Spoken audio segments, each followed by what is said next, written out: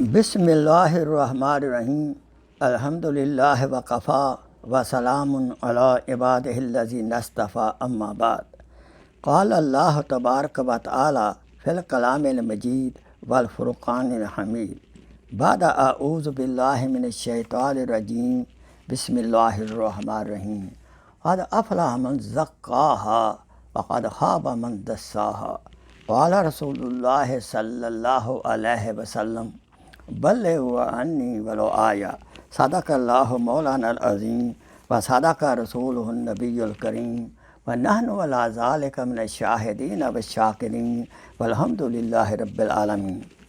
میرے محترم بھائیوں، بزرگوں اور دوستوں، اسلامی بہنوں، آپ کی خدمت میں آج باقی اسباق 2 سے لے کر 7 جو ہیں وہ عرض ہیں، یہ کیسے یہ اسباق طریقت میں طے کرنے ہیں۔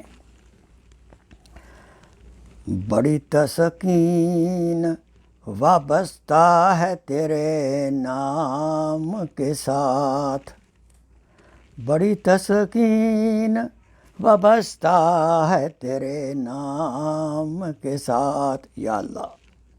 نیند آ جاتی ہے کانٹوں پہ بھی آرام کے ساتھ، ذکر کر فکر نہ کر فکر برا ہوتا ہے، ذکر کر فکر نہ کر فکر برا ہوتا ہے، ذکر کر ذکر خدا ذکر بڑا ہوتا ہے۔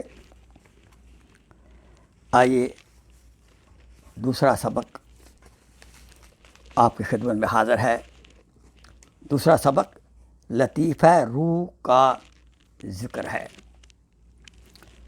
جب پہلا سبق لطیفہ قلب پر ذکر کے اثرات محسوس ہوں، یعنی مراقبہ میں دل اللہ اللہ کرنے لگ جائے، تو دوسرے سبق یعنی لطیفہ روح کے ذکر و مراقبہ میں مشغول ہو جائیں۔ اس لطیفہ کا مقام دائیں پستان کے نیچے 2 انگلیوں کے فاصلے پر ذرا پہلو کی طرف ہے۔ اس لطیفہ پر بھی خیال کی زبان سے اللہ اللہ کا ذکر لطیفہ قلب کے ذکر کی طرح کریں۔ اس ذکر کا فائدہ یہ ہوگا کہ ایک لطیفہ کے ذاکر ہونے سے آپ کا غصہ اعتدال پر آ جائے گا۔ اب تیسرا لطیفہ سر کا ذکر ہے۔ عرض ہے، لطیفہ روح کے ذکر کے جاری ہونے کے بعد لطیفہ سر کے ذکر و مراقبہ میں مشغول ہو جائیں۔ اس کا مقام بائیں پستان کے برابر 2 انگلیوں کے فاصلہ پر ذرا سینہ کے وسط میں ہے۔ اس لطیفہ پر بھی خیال کی زبان سے اللہ اللہ کا ذکر باقی لطائف کی طرح کریں۔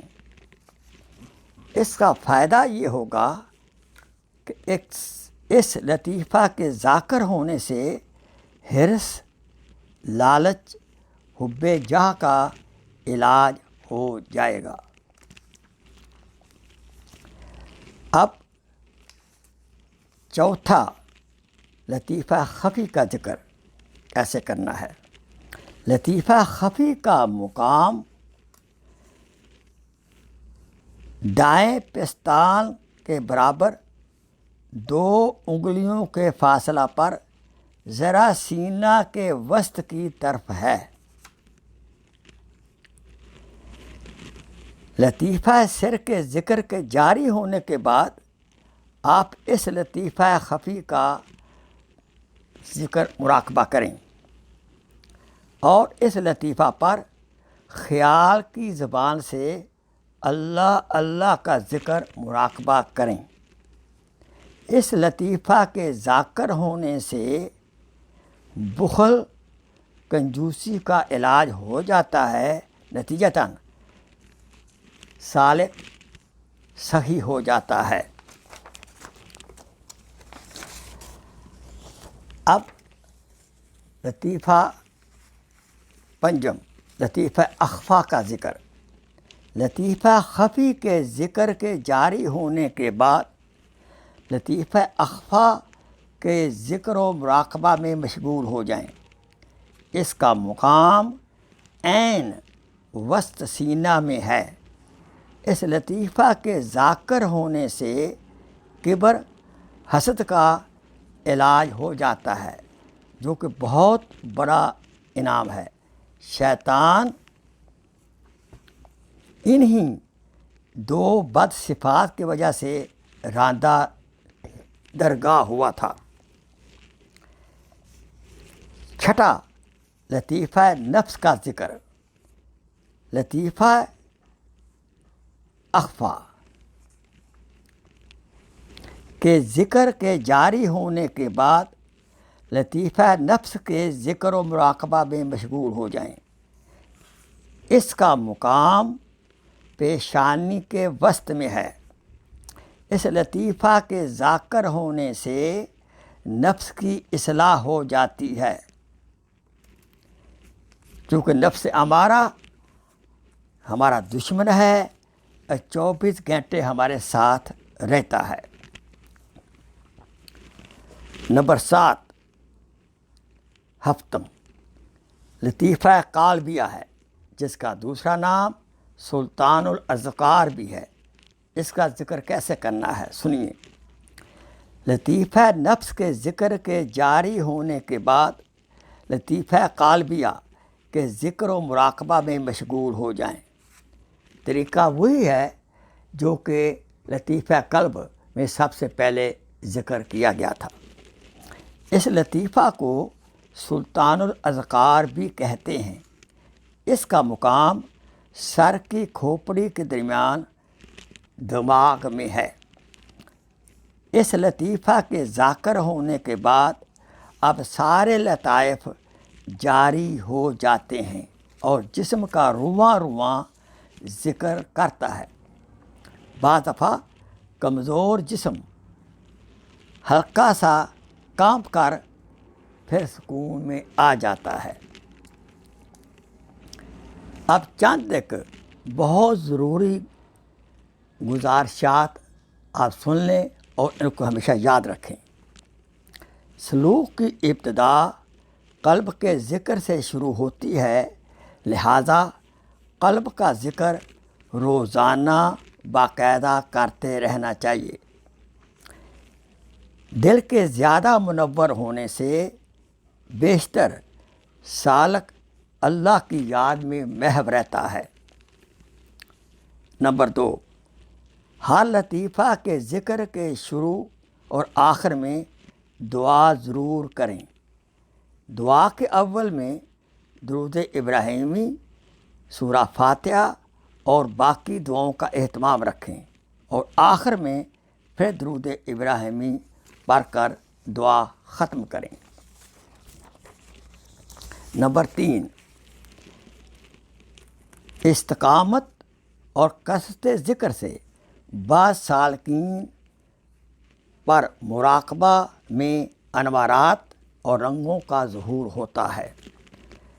لطیفہ قلب کے نور کا رنگ زرد، لطیفہ روح کا رنگ سرخ، لطیفہ سر کا رنگ سفید، لطیفہ خفی کا رنگ سیاہ، لطیفہ اخفا کا رنگ سبز اور لطیفہ نفس کا رنگ کوئی نہیں ہوتا، بے رنگ ہوتا ہے۔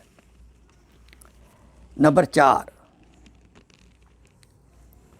ان مراقبات اور اذکار جو ہم لطائف پر کرتے ہیں، مقصود کیا ہے؟ مقصود رضائے الہی ہے اور رذائل، بد اخلاقیاں، گناہوں سے چھٹکارا ہے۔ رنگ وغیرہ مقصود بالکل نہیں ہیں، نہ ان کا کوئی اعتبار ہے۔ ایسی اشیاء میں گرفتار نہیں ہونا چاہیے۔ ذکر میں لذت کا پیدا ہونا بھی ضروری نہیں ہے، نہ اشیاء کا نظر آنا ضروری ہے۔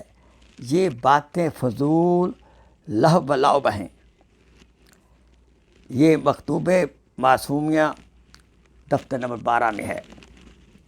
نمبر 5، اللہ تعالیٰ کے ذکر، مراقبہ، تلاوت قرآن مجید، نماز، استغفار، درود شریف اور دوسری عبادات سے عاجزی اور بندگی مقصود ہے، نہ کہ انوارات، تجلیات، کشف و کرامات بالکل مقصود نہیں ہیں۔ حضرت خواجہ باقی باللہ رحمۃ اللہ علیہ نے فرمایا کہ سالک طالب کے لیے سب سے بڑی دولت عقائد کی درستگی، بدعت سے پرہیز، احکام شریعت کی پابندی، مکمل اخلاص، ہمیشگی کی توجہ الی اللہ اور ذکر الہی ہے۔ نمبر 6، انوارات، تجلیات دیکھنے والے اور نہ دیکھنے والے دونوں مرتبہ میں برابر ہیں، بشرطے کہ حقوق اللہ اور حقوق العباد حسب استطاعت ادا کر رہے ہوں۔ نمبر 7، لطائف کے جاری ہونے کی سب سے بڑی علامت کہ سالک کی زندگی پرتقویٰ ہو اور گناہوں سے مکمل پرہیز والی ہو۔ یاد رہے، جتنی زندگی گناہوں سے پاک ہوگی اتنا ہی اس کے لطائف جاری ہیں۔ لطائف کے جاری ہونے کی سب سے بڑی علامت یہ ہے کہ زندگی گناہوں سے پاک ہو اور اطاعت الہی، اطاعت رسول سے بھرپور ہو۔ وآخر دعوانا ان الحمد للہ رب العالمین، سبحان ربک رب العزت عما یصفون وسلام علی المرسلین والحمد للہ رب العالمین۔ ربنا تقبل منا انک انت السمیع العلیم وتب علینا انک انت التواب الرحیم۔ صلی اللہ تعالیٰ علی خیر خلقہ سیدنا محمد و آلہ و اصحابہ اجمعین۔ ناظرین، سامعین، پلیز اگر کسی کو کوئی بات سمجھ نہ آئی ہو اور یا انہوں نے اپنے اسباق طے کرنے ہوں، آپ اس بندہ عاجز فقیر محمد، شیخ فقیر محمد کھوکھر کو کال کریں۔ میرا نمبر 6462367202۔ اور کچھ آپ کے اسباق رہ گئے ہیں، انشاءاللہ ان کو میں طے کرنے میں آپ کی مدد کروں گا۔ السلام علیکم رحمۃ اللہ وبرکاتہ۔